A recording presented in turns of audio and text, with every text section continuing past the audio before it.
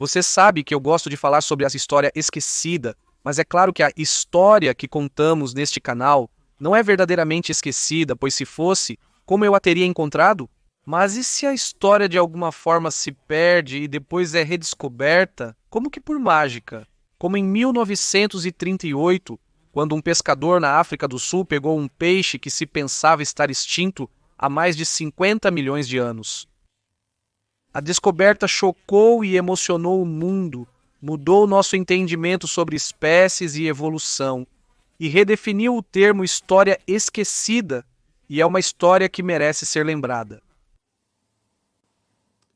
Jean-Louis Rodolphe Agassiz nasceu na Suíça em 1807, filho de um clérigo protestante.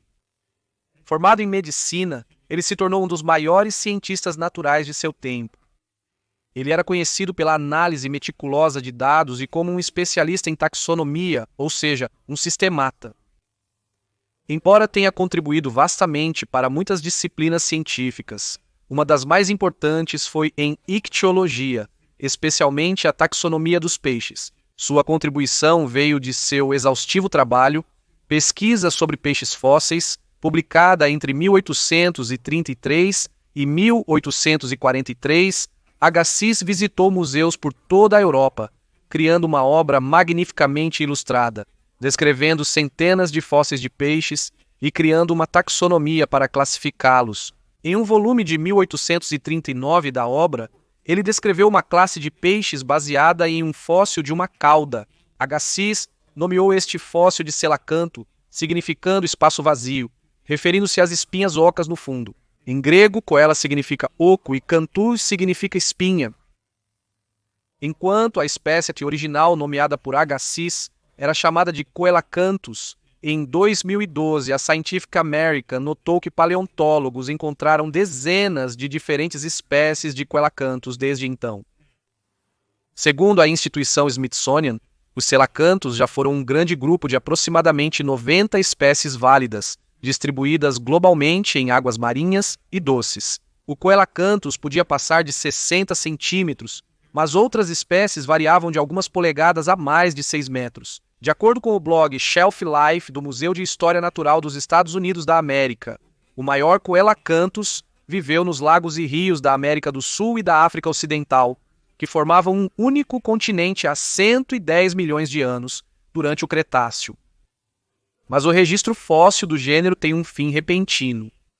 A Scientific American continua: os fósseis de coelacanthus sempre estavam em rochas com mais de 70 milhões de anos. A falta de fósseis de selacanthus em estratos mais jovens levou os cientistas a concluir que os selacanthus haviam se extinguido há muito tempo. De acordo com a instituição Smithsonian, o registro fóssil mais recente data de cerca de 80 milhões de anos atrás, enquanto o mais antigo remonta a aproximadamente 360 milhões de anos atrás. Pensava-se que os selacanthus haviam sido extintos cerca de 65 milhões de anos atrás, durante a grande extinção que eliminou os dinossauros. Enquanto Agassiz deu a primeira descrição do gênero e deu-lhe um nome, inicialmente eles receberam muito pouca atenção, como disse a edição de 1990 da revista Science Progress. Sua existência em mundos passados foi notada, mas em grande parte nenhuma grande importância foi atribuída a eles, pois eram considerados extintos, raramente eram citados na literatura científica. Contudo, havia detalhes particularmente especiais nesses peixes fósseis. Eles possuíam características primitivas e barbatanas lobadas, que o Smithsonian descreve como semelhantes a membros suportados internamente por ossos. Eles pertencem à classe de peixes Sarcopter igi, que inclui o peixe pulmonado. Essas características únicas chamariam nova atenção quando, em 1859, o naturalista inglês Charles Darwin publicou a controversa obra sobre a origem das espécies. Segundo o site prehistoricwildlife.com, a nova teoria da evolução era polêmica porque afirmava que os animais evoluíram uns dos outros por seleção natural, onde animais bem-sucedidos se adaptam e mudam para enfrentar novos desafios, em vez de simplesmente aparecerem na paisagem por meio de um criador divino. O problema é que existem criaturas terrestres que, em termos evolutivos, devem ter ancestrais comuns que já viveram no oceano. Isso implica que, eventualmente, uma criatura precisa desenvolver a capacidade e a necessidade de deixar a água e ir para a terra. Isso trouxe nova importância aos peixes, antes vistos como de pouco significado.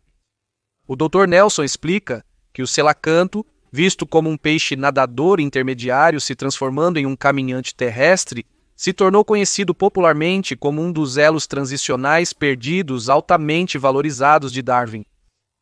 No início do século XX, livros didáticos de biologia frequentemente apresentavam o selacanto de Agassiz como prova científica da teoria da evolução de Darwin. Essa descrição preocupava Agassiz, que era, como muitos cientistas da época, um criacionista. Uma postagem de blog do Museu de Paleontologia da Universidade da Califórnia o descreveu como provavelmente o último cientista respeitável a rejeitar totalmente a evolução por um período após a publicação da Origem das Espécies. Apesar de sua oposição a Darwin ter sido influenciada por suas crenças religiosas, ela também se baseava em sua extensa experiência com espécies fósseis. De acordo com a Harvard Gazette, Agassiz objetou que não havia evidências fósseis para apoiar a visão de Darwin, considerando-a uma mera afirmação. Ele pediu para mostrar uma espécie fóssil que evoluiu com o tempo. Assim, o selacanto, um peixe fóssil, foi visto como evidência tanto a favor quanto contra a teoria de Darwin. Apesar de a visão de Darwin prevalecer na comunidade científica, ela deixa um interessante fragmento de ironia histórica. Agassiz mudou-se para os Estados Unidos da América, onde foi professor de zoologia e geologia em Harvard, e fundou o Museu de Zoologia Comparada. Em 1863, ele foi fundamental para pressionar o Congresso a criar a Academia Nacional de Ciências. O jornal Evolution News and Science Today observa que a ironia está mais evidente do que nunca. Uma das organizações científicas mais importantes do mundo foi em parte fundada por um crente no design inteligente. Há bastante discussão dentro da comunidade científica sobre as visões de Agassiz sobre a evolução e seu impacto no legado de um dos cientistas mais influentes de sua época. Mas em termos do selacanto havia um ponto. Este gênero de espécies estava sendo usado como evidência da transição de criaturas aquáticas para terrestres, apesar de não haver evidências de que ela tenha feito algo além de nadar. E a evidência disso seria uma das descobertas científicas mais dramáticas do século XX. Marjorie Courtney Latimer nasceu em East London, África do Sul, em 1907. Desde criança, ela amava a natureza e sonhava em trabalhar em um museu. No entanto, com poucas oportunidades nessa área, optou por estudar enfermagem. Antes de concluir os estudos, ela conseguiu realizar seu sonho ao ser contratada no Museu de East London. Uma naturalista autodidata conhecida por seu vasto conhecimento da África do Sul, ela coletou incansavelmente espécimes de todos os tipos para o museu, informando os pescadores locais sobre seu interesse em peixes incomuns. Em 22 de dezembro de 1938, o pescador Hendrik Gussen encontrou exatamente isso. O site do Museu Nissenet da África do Sul explica o capitão Hendrik Gussen do navio de pesca Irving e Johnson Norin avistou um enorme peixe azul brilhante de um tipo que ele nunca tinha visto antes. Ainda vivo, com 150 centímetros de comprimento e 57,5 quilogramas, era grande demais para caber no aquário a bordo. Não havia mais nada a fazer. Ele o deixou no convés, onde sobreviveu por poucas horas. Assim que atracou em East London, o capitão chamou a senhorita Courtney Latimer. Latimer pegou um táxi até o cais para inspecionar o peixe. Ela escreveria depois: retirei as camadas de lodo para revelar o peixe mais lindo que já vi. Média 1,5 metros, era azul malva pálido com leves manchas brancas. Tinha um brilho iridescente prata azul verde por todo. O ser possuía escamas duras, 4 barbatanas como membros e uma peculiar cauda curta de cão. Era um peixe lindo, semelhante a um grande ornamento chinês, mas eu desconhecia sua espécie. De acordo com o livro de 1999 de Samantha Weinberg, A Fish Caught in Time, O taxista não queria o peixe fedorento em seu novo táxi, mas ela insistiu e eles o colocaram no porta-malas.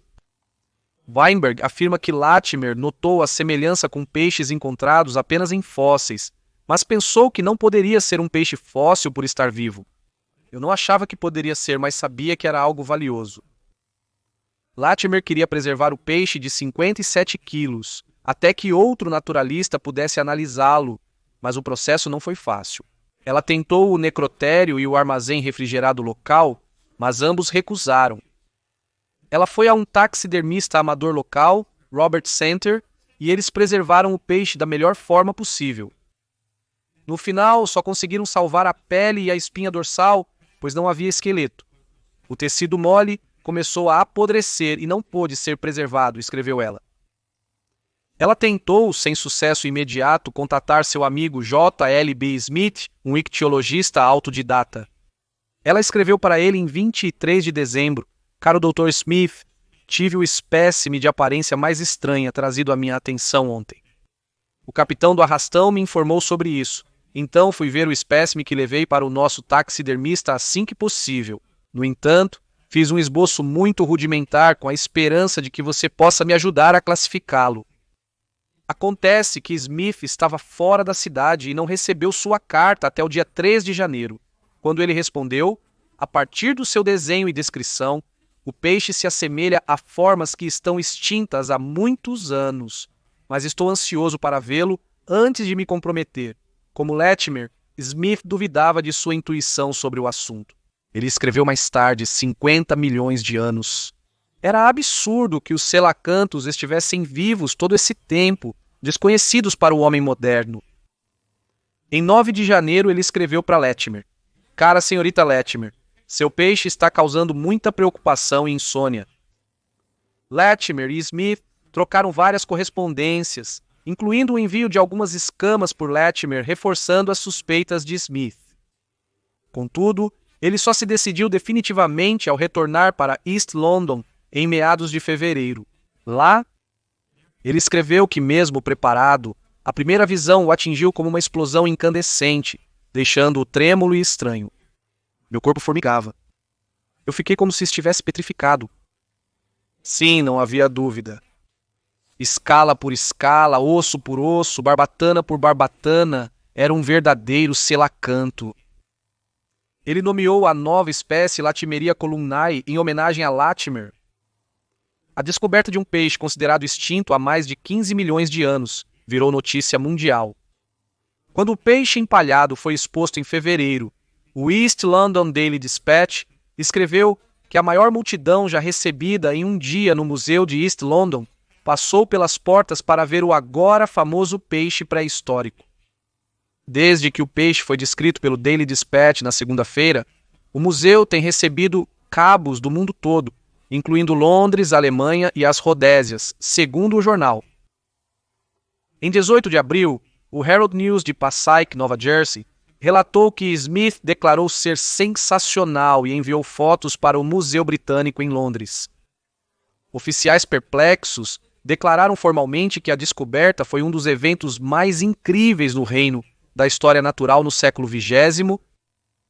Em abril, o Auckland Star de Auckland, Nova Zelândia, publicou a manchete Loch Ness superado, referindo-se a alegações de que um monstro pré-histórico havia sido fotografado em Loch Ness, Escócia, onde o monstro não apareceu. O jornal proclamou: a decepção de Loch Ness agora foi compensada pelo triunfo da África do Sul em produzir um exemplo vivo de um grupo de peixes que se acreditava ter se extinguido 50 milhões de anos atrás.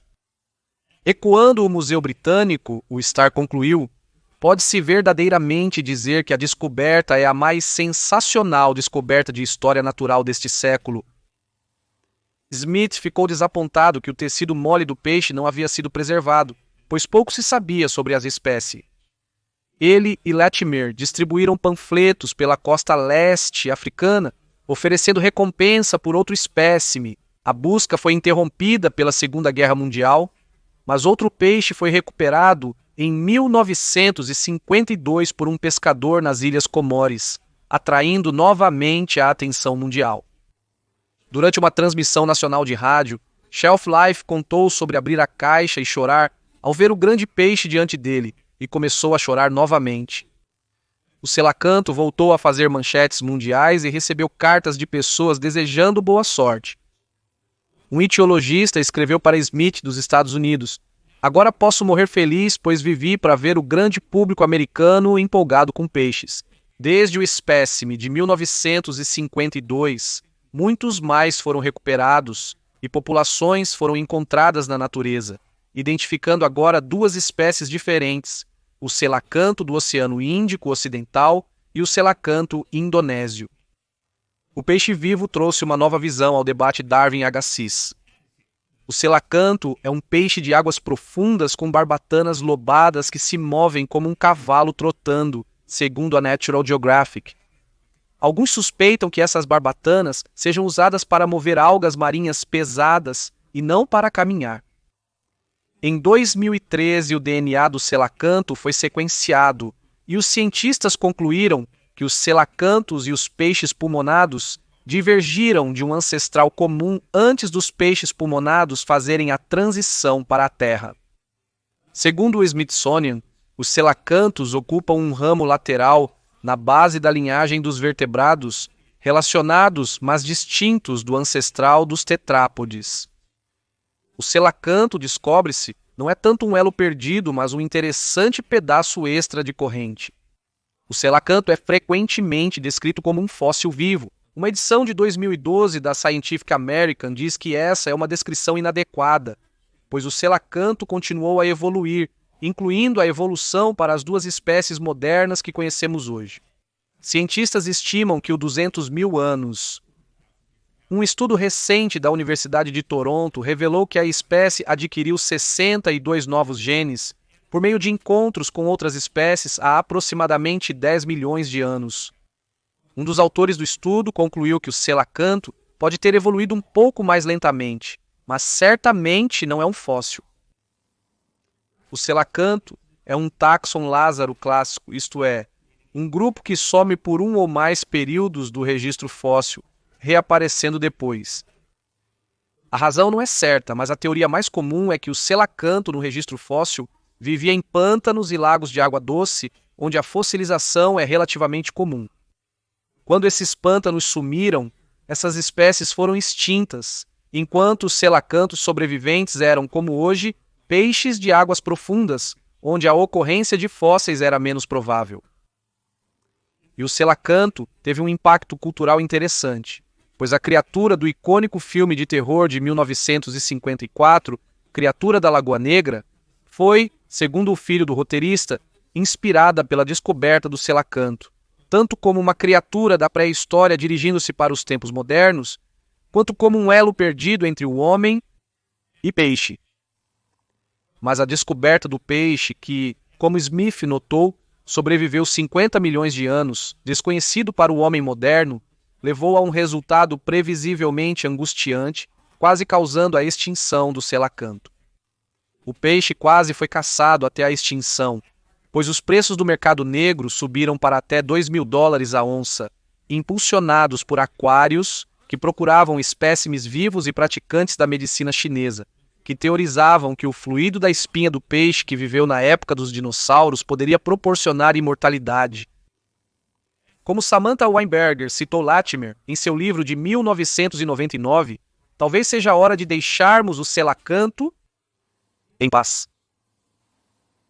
Espero que tenha gostado deste episódio do History Guy, pequenos trechos de história esquecida em cerca de 10 a 15 minutos. Se gostou, por favor, clique no botão de curtir.